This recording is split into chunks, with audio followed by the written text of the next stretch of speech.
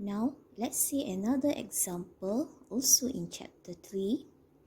A beam is loading with several loads and supported by pin as shown in figure 6a. Answer the following questions. The first one, draw the free body diagram, FBD. Then, calculate the reaction forces at A and E. Then, calculate the shear force at each point A, B, C, D, and E. Hence, sketch the shear force diagram, SFD. Next, calculate the bending moment at each point A, B, C, D, and E. Hence, sketch the bending moment diagram, BMD. And lastly, state the maximum value of bending moment. Sebuah rasuk dikenakan pelbagai beban dan disangga oleh pin seperti dalam rajah 6A. Jawab soalan-soalan berikut. Yang pertama, lukiskan gambar rajah badan bebas FBD. Kemudian, kirakan daya yang bertindak pada A dan E. Kemudian, kirakan daya ricih pada setiap titik A, B, C, D dan E. Dan lakarkan gambar rajah daya ricih SFD. Kemudian, kirakan momen lentur pada setiap titik A, B, C, D dan E. Kemudian, lakarkan gambar rajah momen lentur BMD. Dan yang terakhir, nyatakan nilai bending moment atau nilai momen lentur yang paling maksimum. Okey, yang pertama sekali, apa yang perlu kita buat adalah kita bahagi dua kertas jawapan kita.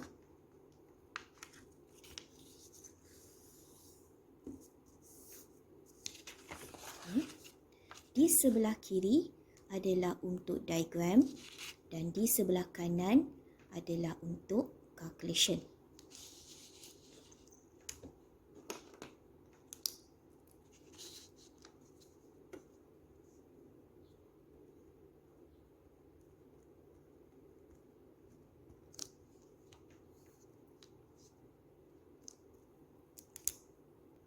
Seperti yang telah saya katakan sebelum ini, sila gunakan pembaris apabila ingin melakarkan diagram. Baik.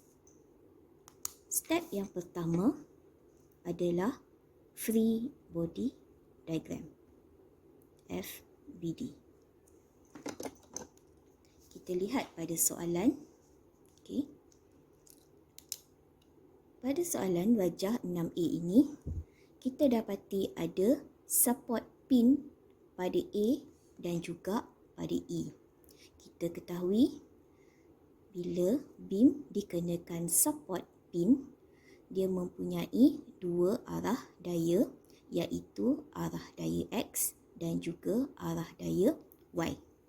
Oleh itu, pada A ada AX dan AY. Pada E juga ada EX dan EY.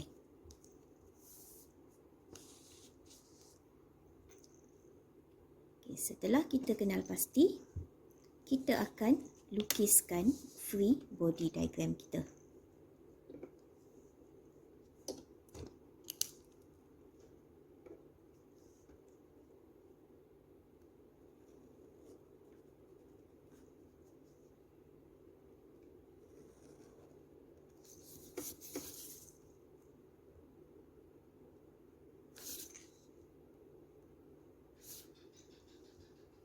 Okay.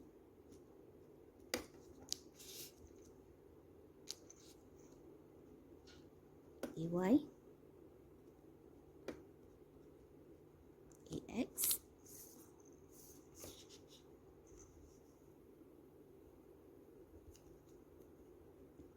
EY EX. Okay. Kemudian kita lihat di antara A hingga B, kita ada uniformly distributed load sebanyak 2 kN per meter. Kita lukiskan.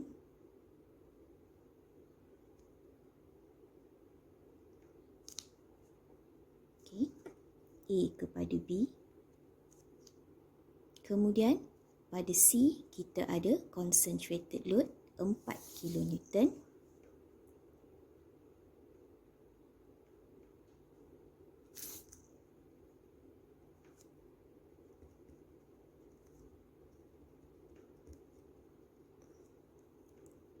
Kemudian pada D hingga E, kita ada uniformly distributed load juga sebanyak 2 kN per meter. Kita boleh lukiskan mengikut simbol yang diberikan, iaitu garisan lurus dan anak panah ke bawah, ataupun sekiranya lebih mudah, kita gunakan separuh bulatan.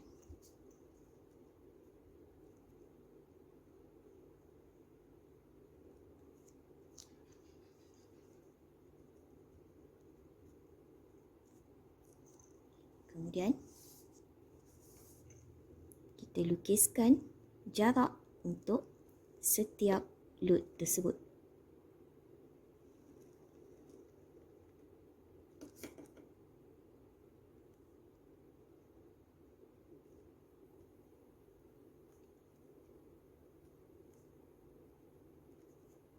Okey, antara A ke B kita ada 5 meter.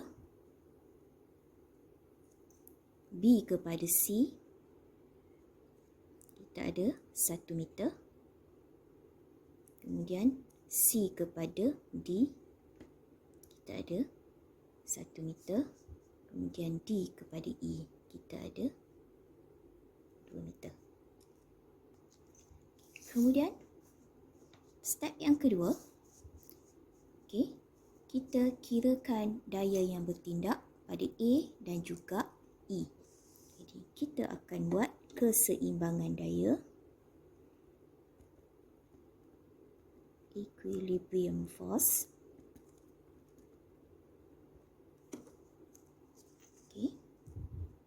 Seperti yang telah saya beritahu sebelum ini, kita akan kosongkan salah satu kawasan yang ada support. Dalam kes ini kita ada support pada A dan juga pada E. Jadi kita boleh kosongkan salah satu sebagai titik rujukan kita. Katakan saya ambil kawasan A sebagai titik rujukan. Jadi saya kosongkan pada A tersebut. Let's say the total moment at A is equal to 0. Bila kita dah jadikan kawasan A ini sebagai titik rujukan kita, jadi B kita akan merujuk A, C akan merujuk A, D akan merujuk A, E akan merujuk A.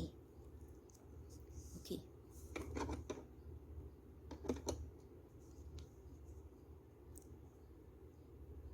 Selepas A kita kosongkan, kita akan berjumpa di antara A kepada B, kita akan jumpa uniformly distributed load. Sebanyak 2 kN per meter. Disebabkan anak panah dia adalah ke bawah. So, negatif 2. Untuk uniformly distributed load disebabkan mempunyai panjang. Jadi kita kena darabkan dengan panjang dia iaitu sebanyak 5 meter. Kemudian panjang tersebut kita bahagikan dengan 2. Kemudian kita tambahkan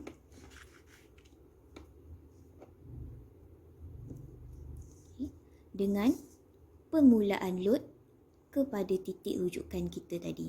Disebabkan permulaan load dengan titik rujukan kita tidak ada jarak, jadi kita tambahkan dengan kosong.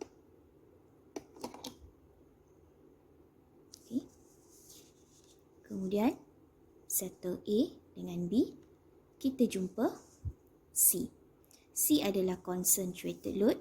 Okay. Nilai adalah 4 kN. Anak panah ke bawah, so negatif 4. Disebabkan concentrated load tidak mempunyai panjang, so kita tidak perlu darab dengan panjang, tetapi kita kena darabkan dengan jarak, okay, daripada C ke titik rujukan kita tadi, iaitu 6 meter.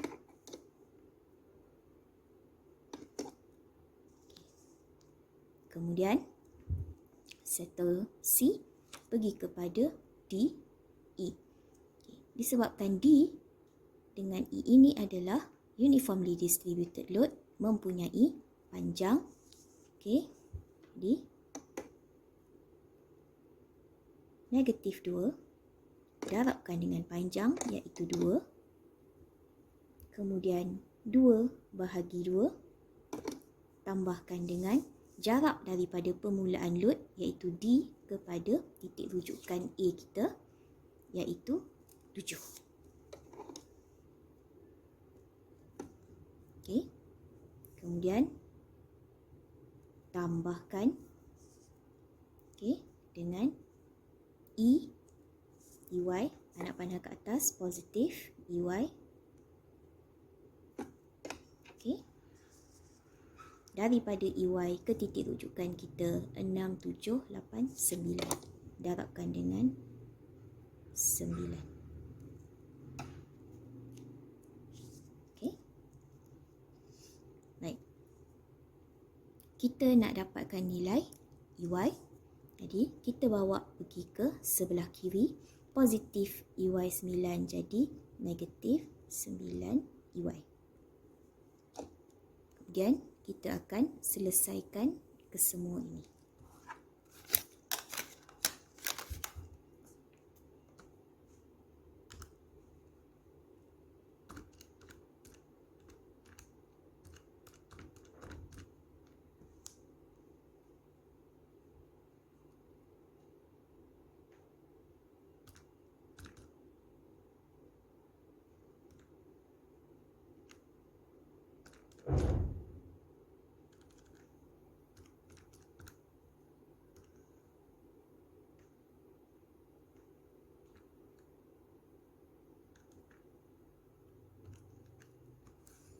So, total keseluruhan adalah negatif 81. Okey. Kita tinggalkan EY. Okey. Negatif 9 di sebelah kiri adalah darab. Jadi, bawa ke sebelah kanan akan jadi bahagi. So, negatif 81 bahagi negatif 9. So, kita akan dapat nilai 9 kilo Newton.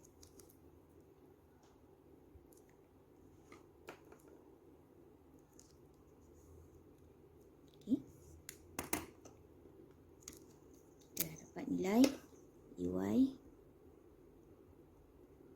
9 kilo Newton. Kemudian kita nak cari nilai AY. So, nilai AY kita akan cari dengan menggunakan penjumlahan daya ke semua arah Y. Jadi kita ada AY, kita ada negatif 2, kita ada negatif 4, kita ada negatif 2 dan kita ada EY. Kita akan buat penjumlahan daya arah Y. Okay. AY positif. Kemudian negatif 2. Jangan lupa disebabkan uniformly distributed load ada panjang, kita kena darabkan dengan panjang. Kemudian C negatif 4. Kemudian D kepada E kita ada negatif 2. Juga darabkan dengan panjang disebabkan uniformly distributed load. Kemudian akhir sekali adalah EY positif 9. Okey. So kita nak dapatkan nilai AY. So AY bawa ke sebelah kiri. So positif AY jadi negatif AY. Dan kita selesaikan kesemua ini. Negatif 2 darab 5. Okey. Kemudian negatif 4. Negatif 2 darab 2. Tambah 9. So kita ada negatif 9. Okay. Sebabkan negatif dan negatif, kita boleh potong. So AY kita adalah 9 kilo Newton.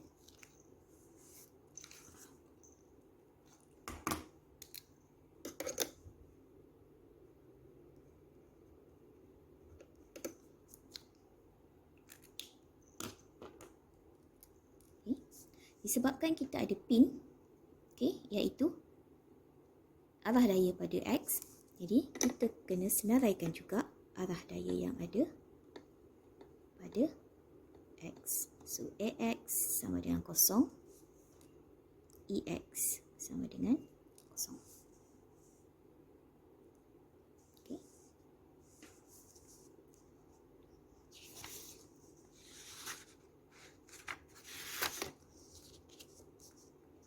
Okay.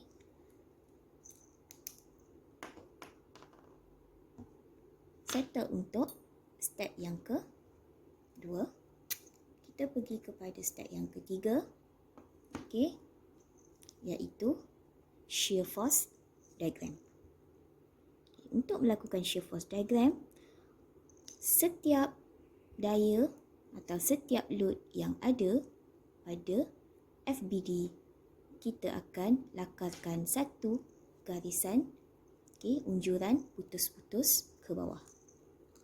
So pada AY kita unjurkan satu garisan putus-putus.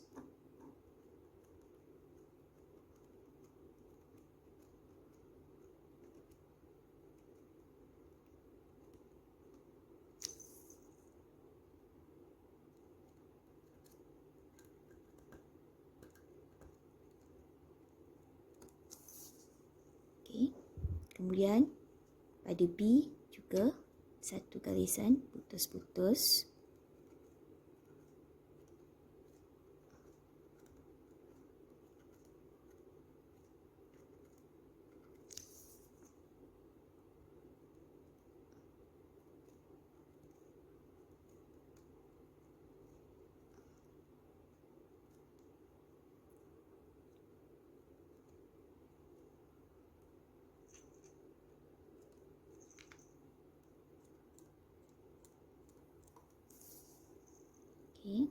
Pada C juga garisan putus.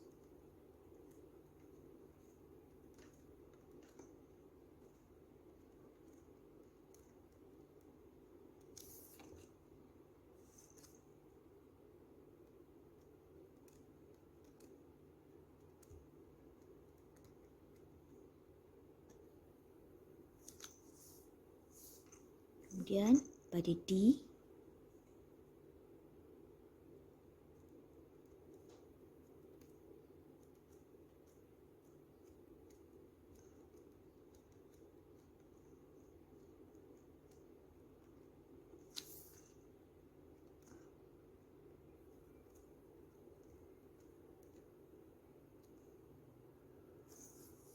dan juga pada E.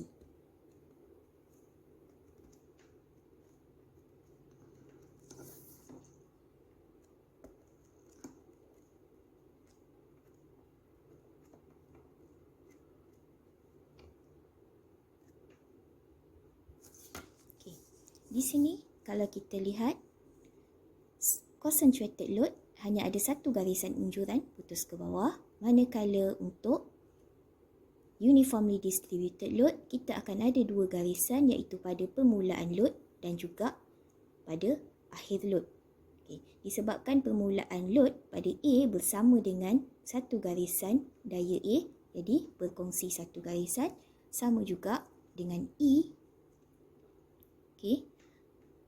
Pengakhiran load bersamaan dengan satu garisan pada EY. berkongsi satu garisan. Okey. Kemudian kita akan buat paksi kosong-kosong.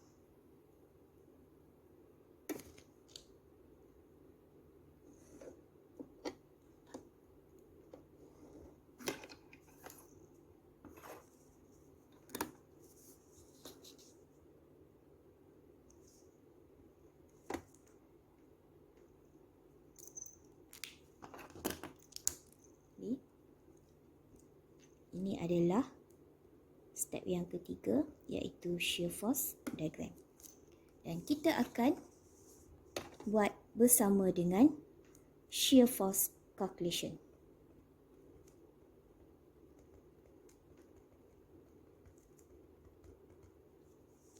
Okay. Jadi kita lihat pada free body diagram kita, okay, ada 5 kawasan, iaitu A, kita tengok berapa load dan force yang kita ada pada FBD kita. Okay, kita ada pada A yang pertama, kemudian A kepada B yang kedua, kemudian kita ada C yang ketiga, D kepada E yang keempat, dan yang terakhir kita ada E yang kelima. Okay. Jadi kita ada A, kemudian A to B, kemudian C, kemudian D to E,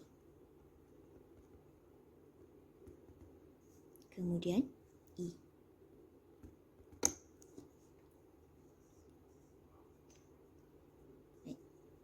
Yang pertama A, kita lihat nilai pada A adalah 9 kilonewton, arah ke atas iaitu positif. Disebabkan sebelumnya tidak ada load ataupun force. Okay. Jadi kita tidak perlu tambah apa-apa. So nilai A kekal 9 kilonewton. Okay. So kita anggarkan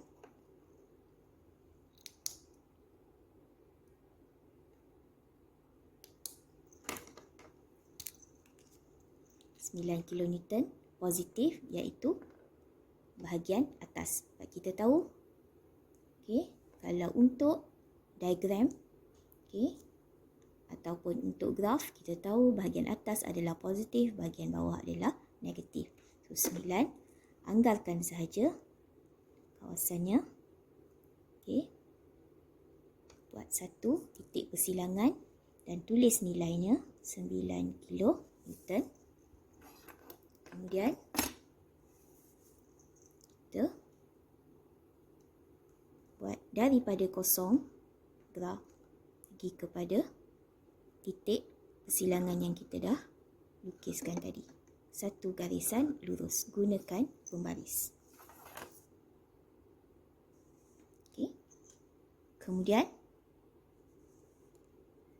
di antara A kepada B, okay, kali ini kita ada uniformly distributed load. Okay. Oleh itu, kita akan kira dahulu A kepada B. Kita ada nilai sebanyak 2 kilonewton per meter, anak panah ke bawah, so negatif. Negatif 2. Okay.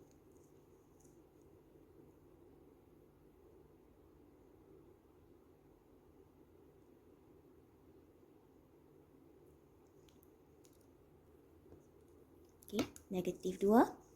Kemudian kita darabkan dengan panjang load tersebut, iaitu 5.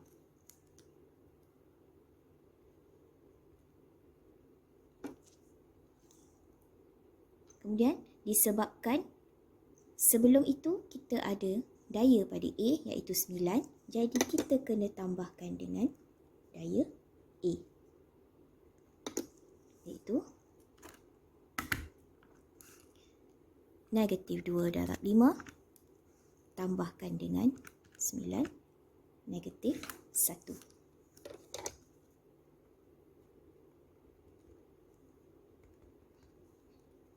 Okay, jangan lupa tulis unit. So So, negatif 1 bermaksud berada di bawah graf. Okay. So, A to B bermaksud garisan titik persilangan kita adalah pada B disebabkan kita dah darabkan dengan jarak. Okay. So, negatif 1. Anggarkan sahaja. Buat satu titik persilangan dan tulis nilai negatif 1 kilonewton. Okay. Dan kita gariskan daripada titik persilangan A tadi terus kepada B.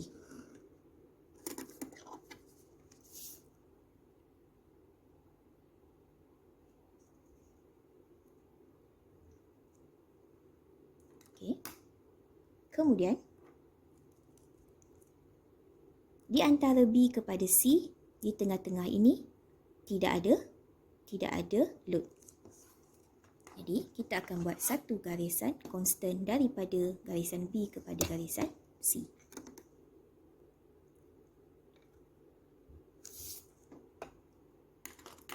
Kemudian sampai kepada garisan C, kita berjumpa dengan nilai 4 kilonewton panah-panah ke bawah iaitu negatif 4.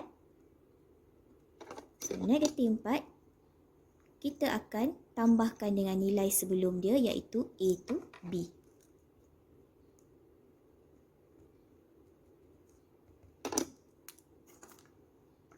Okay. Ke negatif 4 tambahkan dengan negatif 1.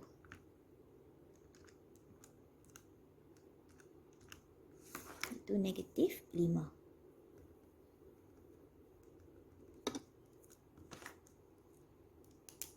Okay. So, negatif 5 berada di bawah lagi daripada negatif 1 dan berada pada garisan C.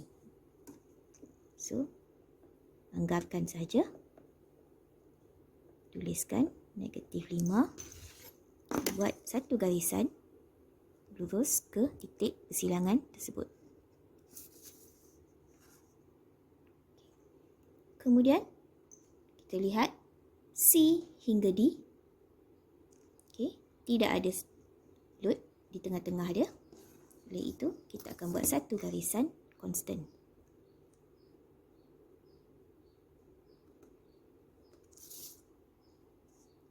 Sampai kepada D, kita ada uniformly distributed load daripada D kepada E. Okay. Nilai dia adalah 2, anak panah ke bawah, negatif 2. Okay. Disebabkan uniformly distributed load ada panjang, so kita darabkan dengan panjang dia iaitu 2 meter.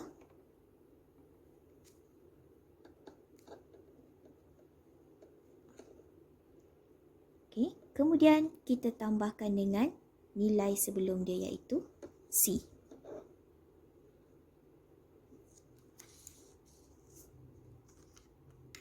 Okay. So, negatif 2 darab 2 tambahkan dengan nilai C iaitu negatif 5. So, kita akan dapat negatif 9 kilonewton. Okay. Masih lagi di graf bahagian bawah kerana negatif. Okay. Bawah lagi daripada 5. Okay. Pada garisan D to E kerana kita dah darabkan dengan panjang dia sampai kepada garisan E. Jadi di kawasan E. Anggarkan sahaja buat satu titik persilangan. So, negatif 9 kilonewton. Kita akan buat satu garisan lurus. Okay. Terus kepada persilangan tersebut. Kemudian yang terakhir kita jumpa nilai EY. Okay. Anak panah ke atas positif. Nilai dia adalah 9. So, 9. So, kita tambahkan dengan nilai sebelum dia iaitu D to E.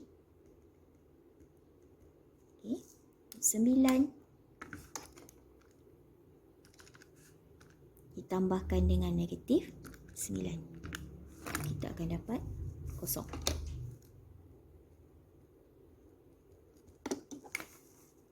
Okay.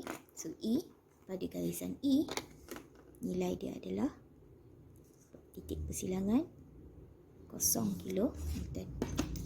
Kita buat satu garisan lurus dari negatif 9 kepada 0. So ini adalah shear force diagram kita. Shear force diagram kita akan merujuk kepada free body diagram kita. Sekiranya kita melukis free body diagram kita dengan salah, maka shear force diagram kita juga akan salah.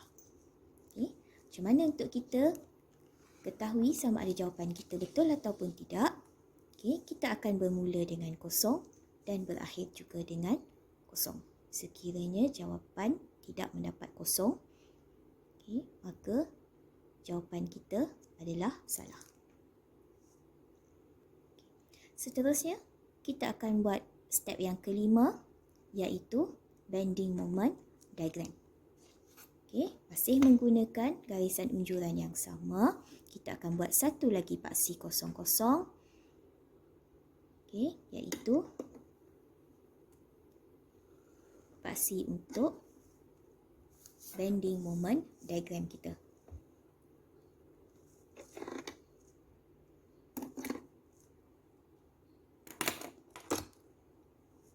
Okay, ini adalah step yang kelima.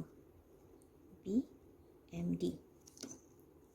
Dan kita akan buat serentak dengan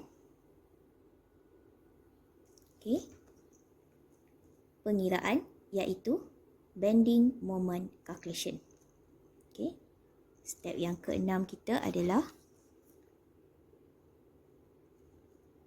bending moment calculation. Okay. Bending moment ini akan merujuk kepada shear force diagram. Okay. Dan pengiraan dia adalah berdasarkan keluasan pada shear force diagram tersebut. Okay. Oleh itu, kita akan lihat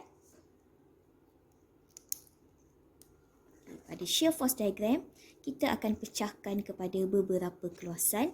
Yang pertama adalah keluasan segitiga A1. Kemudian keluasan yang kedua A2. Kemudian keluasan yang ketiga A3. Kemudian keluasan yang keempat A4. Dan yang akhir sekali keluasan yang kelima A5. Maka di sini kita akan ada